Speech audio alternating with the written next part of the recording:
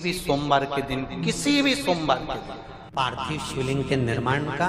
और उसमें एक बात कही गई कि जब संसार का मनुष्य मृत्यु लोक में रहने वाला मानव, मृत्यु लोक में रहने वाला मनुष्य मिट्टी के शिवलिंग का निर्माण करता है, पार्थिव शिवलिंग का निर्माण करता है, और जिस घर में पार्थिव शिवलिंग का निर्माण होकर उसकी पूजन होती है, घर का सदस्य उस पर अगर एक बूंद जल समर्पित कर देता है, तो जितने घर के सदस्य होते हैं उस पार्थिव शिवलिंग के निर्माण को करने वाले होते हैं, पूजन करने वाले होते हैं, उनको 6 महीने तक किसी बड़ी बाधाओं को झेलना नहीं पड़ता, वो दुख अपने आप बढ़ जाता है।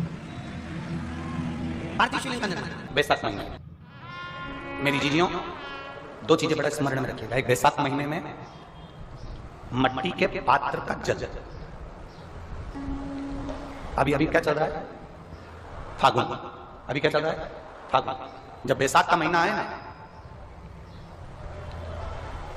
जितने यहां बैठे हो, जितने आस्था चैनल पर सुन रहे हो, जितने फेसबुक यूट्यूब पर कथा श्रवण करना, जितने मोबाइलों पर देख रहे हैं, प्रयास करना, बैसाख के महीने में मिट्टी के पात्र में जो रात्रि भर जल रखा हो, मिट्टी के पात्र में, अगर आपके पास में घड़ा हो, हंडा हो, नी हो, तो दिया हो, दीपक हो, कुल्लड़ हो, कोई भी तुम्हारे पास में जो मिट्टी का पात्र, उसमें जल भरना। वो जल बैसाख के महीने की किसी भी सोमवार के दिन, किसी भी सोमवार के दिन, बैसाख महीने में, या किसी प्रदोष के दिन, या बैसाख महीने के शिवरात्रि के दिन, वो मिट्टी के पात्र का जल अपने घर के प्रत्येक व्यक्ति का स्पर्श कराकर उस मिट्टी के पात्र के जल को तांबे के पात्र में डाल लीजिए और घर के प्रत्येक व्यक्ति का स्पर्श करा लीजिए और शंकर भगवान का कुंदकेश्वर महादेव के नाम से समर्पित करिए। कुंदकेश्वर महादेव। कभी जीवन में पीछे पलट कर देखने की जरूरत नहीं पड़ेगी, आप उन्नति की सीढ़ी की ओर बढ़ते चले जाएंगे। बैसाख महीने में मट्टी के पात्र का जल भगवान शंकर को समर्पित होना चाहिए। उसका सुख हमारे जीवन को एक आनंद फल प्रदान करता है।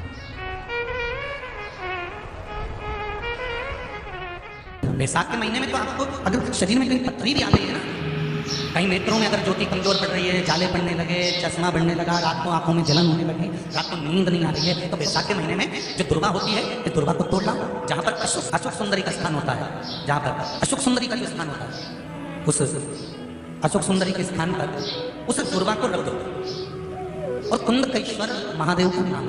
कौन से महादेव का नाम लेना है? कुंदकेश्वर। वो दुर्वा को उठा कर लिया।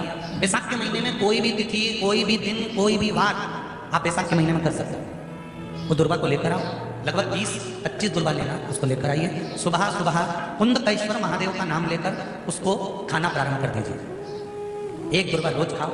जो पथरी है या नेत्रों में तकलीफ है या कोई ना कोई रात्रि को नींद नहीं आना, बेचैनी हो जाना, घबराहट आना, धीरे धीरे धीरे धीरे 20 दिन की वो दुर्वा है, 20 दुर्वा एक एक दिन खाना चालू करो। 4 या 5 दिन लगेंगे, अपने आप आपको कोई गोली खाने की जरूरत नहीं पड़ेगी, नींद अपने आप आना प्रारंभ हो जाएगी और बेचैनी। अशोक सुंदरी वाली जगह पर दुर्वा समर्पित कर कर कुंदकेश्वर महादेव का नाम लेकर। कौन सा महादेव?